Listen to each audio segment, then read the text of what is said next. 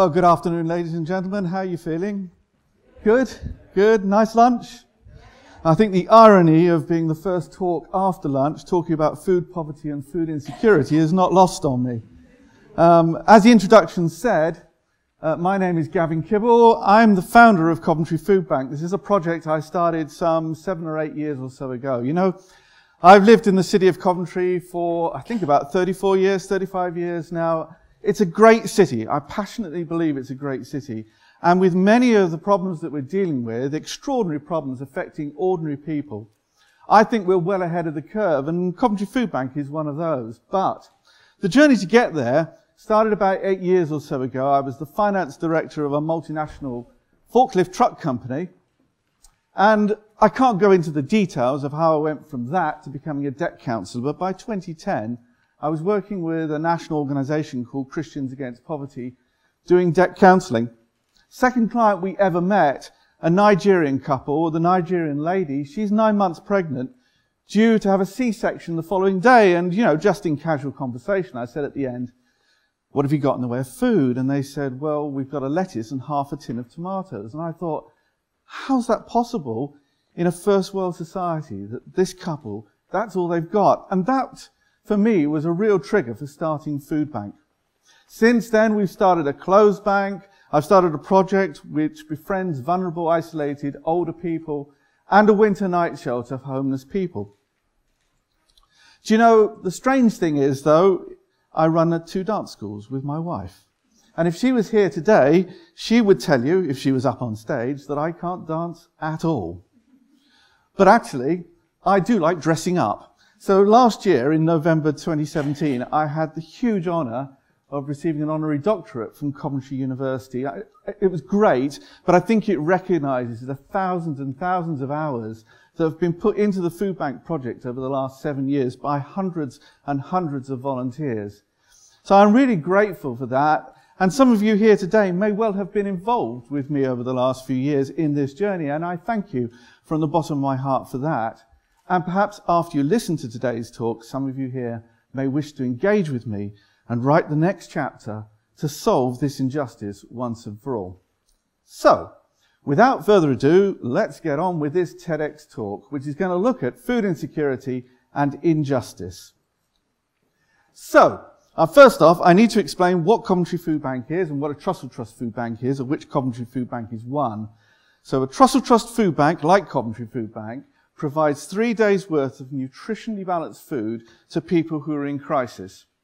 Over the last 7 years, Coventry Foodbank has fed in excess of, and get this number, 110,000 people in the city of Coventry alone. Nationally, Trussell Trust Foodbanks have fed 1.2 million people last year. And there are food banks around the patch that are not part of the Trussell Trust. So the number of people being fed by food banks must be much greater than that. And quite rightly, you would be sitting out there and saying, well, what on earth has happened in this country that would give rise to this kind of demand? What sort of social issues are we facing and seeing? And I can tell you from the things that I've seen over the last 7 years, things like the sanctions program that was put in place by the Department of Work and Pensions, horror stories that came through that. And I could tell you all about that stuff. But today, I want to look at some bigger picture stuff. I want to tell you, and it may be pretty obvious, that feeding people is a consequence of something else going wrong. There is always a cause behind somebody needing to use a food bank, and we know what those are. They're things like debt, they're things like welfare. But these days, what we're seeing a great deal of is a huge rise in the number of people coming through because of low income. And that might be things like 0 hours contracts, but it is quite staggering how the world is changing on food bank demand. And I would have loved to have told you today that I'd like to come back in 3 or 4 years' time and do a TEDx talk on the fact that food banks were no longer required in this city. But actually, over the last 7 years, all I've seen is a rise in demand in food banks. So I don't think that's going to happen. So I personally, over the last 7 years, have got really wrapped up in the front end of things. I've begun to think now about the process behind helping people in food crisis. You see, feeding people should be a really simple process. You take a tin of food that has been donated to you, you bring it to a redistribution point, you sort it on date and food type, you take it out to one of those 17 distribution points, and you give it as part of a food parcel to people in crisis. Simple. But the number of volunteer hours required to do that process, to go to supermarkets, to sort food, to stand in distribution centres and distribute food to people in crisis is huge. We spend many hours and many volunteers engaged in doing that process. Do you know, I was in manufacturing for many years, and I think if we looked at this process, then we would have to say that it was slightly mad. The other problem that we face is that we can lose control of the type of food we get. So I get a large quantity of, say, beans and soup and pasta and these sorts of things. But I find I have a real shortage of things like this: UHT milk, tinned meat, tinned fruit, tinned veg. And so, as I said, if we did a time and motion study on this, we'd look at it and think it was quite a wasteful process in the way we were using people. So, the food banks have come into existence. There are about 420 of them now, in a very short space of time. During 2011-12, 3 food banks were opening per week in this country, and a small Salisbury-based charity called the Trussell Trust jumped from feeding 60,000 people a year to 1.2 million. And as I said before, we'd have to challenge ourselves in a first world country. What's going on? What on earth is going on? Now, we could look back to the financial collapse of 2008. We could look at the austerity measures that have been brought in by successive governments. And, you know, we see that there have been shifts in reasons, as I said before, as to why people are coming through food bank. And it's certainly true to say that government policy influences people coming through food bank. Next month, in this city, universal credit is implemented. We're not the first city to implement universal credit. But where we have seen in other food banks universal credit being implemented, there is an annual rise of 15% in demand. But that spiked at the front end, and that rise occurs because there is a 5-week lead time between the point of application for universal credit and the first payment. So if I extrapolate the 20,000 people we fed in Coventry last year, 15% is another 3,000 people being fed, which means another 30 tons of food. It's huge. It really does seem to me that rather than this problem getting better by intervention, it's getting worse. And now we need to look for long-term solutions, of which food bank is really only part of the overall solution. You see, there are also many actors in terms of emergency food, and it can get a little bit competitive. One of the largest of these is an organisation called FareShare. They redistribute about 13,500 tons of food each year that would otherwise go to animal feed or landfill or fuel recycling.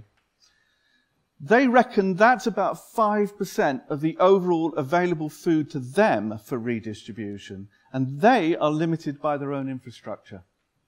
Actually, when you look behind the numbers, the amount of food that we waste between farmer and your kitchen is around 10.2 million tons per year. We have an overcomplicated supply chain system, and this may be a little crass, but I think we have a food industry that is now being held morally accountable by documentaries on things like wonky veg, but are not financially accountable for what they are doing. Organisations like to look like they are doing the right thing, rather than actually doing the right thing. I don't know what you think, but I believe there is enough food out there to solve this problem. We just need intelligent solutions to redistribute it. Okay, so far. So I had the pleasure of going out to the US. I've been to 2 food banks out there to have a look at what they do. The first of these was is called Harry Chapin Food Bank. It's in Southwest Florida. I was actually on holiday with my wife down in Florida, and as you do in the middle of the holiday, I said, I'd really like to visit a food bank. And she kind of looked at me with that kind of quizzical look, but she's very accommodating and let me go and have a look at the food bank. Now, I need to tell you that food banks are a little bit different from the idea of food banks you have in this country. A food bank over there is the place where food is collected as a part of the Feeding America program, large-scale warehouses. So the second one I went to see was in Gleaners. It's called Gleaners, and it's in Indianapolis. To give you an idea of scale on this particular food bank, it's around about 300,000 square feet. That's the size of 5 football pitches. There are 200 of these kind of food banks out there, and they supply food pantries.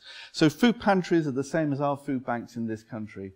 There are 60,000 food pantries out there, and they feed, get this, 46 million Americans per year. So they are a scale bigger than we are in this country. And the summary that you come to out of all of this is that the United States is way more efficient in the way that they handle bulk redistribution of surplus food. But in my opinion, from what I've seen, the UK is much better at the way that we deal with the client interface. Let me throw one more statistic at you before we move on, and that is that the UK's Waste Resource and Action Plan tell us that it costs about £75 a tonne to send waste food to landfill and about £150 to redirect it. So, as we come towards the end of this TED Talk, I want to give you a number of different ideas about how I think we can approach this problem. Idea one is not really going to surprise you from the stuff that I've seen in the United States. That is, let's have large-scale food hubs in every city and major town in the UK. And as in the US, these hubs would be the source of food supplied into the voluntary sector to support people in crisis. The benefit of that is that volunteers can concentrate on frontline intervention rather than spending huge amounts of time in trying to get hold of food and sort it out. How are you going to pay for that? You've seen it already. What we do is we tax companies who send food to landfill to make it more expensive to send it to landfill than to redistribute it. That requires manufacturers and retailers of food, we think, it would be really good if they could then include that kind of information in their notes to the accounts. You see, I'm a bit of an accountant. Well, I'm an accountant. And I quite like accounts. And notes to accounts can be used to give some really good explanation of what's going on. So why not have a note in the account that talks about how much food has been wasted by a company, how much they've sent to, say, landfill, how much they've redistributed, how much has been recycled. And in line with that, a lot of large organisations, manufacturers, producers of food, also have to produce corporate social responsibility reports. And it'd be great if there was inclusion in those corporate social responsibility reports about how they were working with organisations like the Trussell Trust and Fair Share to redistribute food. That gives a momentum because shareholders are generally unhappy about reporting bad news. The next one is, in our language, we talk about best before end of, and I think this is quite misleading. So my mother, who's 81, lives not too far from here, and she has a view that if a tin of food was best before end of, dated 31st of July 2018, should go in the bin on the 1st of August 2018. Well, you know, I eat soup that's a year out of date on the best before end of, and here I am today and I'm talking to you, I'm still alive. It would be much better if we explained on the tin that this food was produced on this date and is suitable for consumption over the next 3 years, and allow people to make their own judgment as to whether or not to eat it. I believe in people being able to make their own decisions on food consumption. So these are some good ideas. These are some mad ideas. Maybe you think there's some bad ideas, but there is one final idea that I want to give you. A citizen supermarket. Now, this idea is not new, but I'm standing before you today saying that we've received funding of £250,000 to set one up. It'll be the first one in the city of Coventry. And what it does is it makes food available to people on low incomes. It's deeply discounted food, so typically you'd be paying 30 pence in the pound for things that you bought there. I think it's a dignified and empowering way of giving people long-term access to cheap food, backed by, and this is really important, backed by family support programs. Now, we set up a new charity to do this. We're hoping to take the project into one of the most deprived wards in Coventry, that's Foles Hill. We'll work with national and community organisations and a local university. There are 3 of these projects going around the country at the moment under Feeding Britain, and we think that the best of all of these models will be taken together and may provide a national model for Citizens Supermarket. What I love about the project we've got in Coventry is that it kind of has a dual pricing system. So on the one hand, it's based upon paying pounds for the food that you're buying, but on the other, we're going to have free food, which is based on a kind of token system, which will be priced according to the nutritional value of that food, because I'd far rather people were buying fruit and veg than maybe processed food or fizzy drinks. So these are the key elements of our community supermarket. They will include, I hope, a community sports hall, which will deal with health and well-being programs, school holiday programs, an IT-ready educational suite, welfare, debt, and cook and eat well programs, a community cafe, peer-to-peer mentoring so we can work with people to get them out of the situation they're in. And on top of that, lots and lots of volunteering and work experience opportunities. Lots of provision, lots of support from the community. And I hope if we get this project up and going in Foleshill, a real game changer for that community. 8 years ago, I was a corporate entrepreneur. I was running large companies, and something happened. I had an epiphanic moment. I came out, and maybe, the world around me has changed, but I think over the last 7, 8 years, I've changed a great deal. I've seen extraordinary problems afflicting ordinary people, but taking that expertise and taking that knowledge, I think, we can do something about it. We can change communities. Let me just summarize. First off, there is sufficient food out there, I think, to be able to deal with the problem of food poverty in this country. But we need to improve the supply chain by bigger thinking. Food is a simple medium by which we can create powerful and positive change within our community. Let me say that again. Food is a simple medium by which we can create powerful and positive change within our communities. I'm genuinely excited about the possibilities of community citizen supermarkets. Pioneering stuff then. So if you're excited too, if you'd like to engage with me, if you'd like to connect with your community, that would be fantastic. But let's together try and solve food injustice and inequality once and for all. Thank you very much.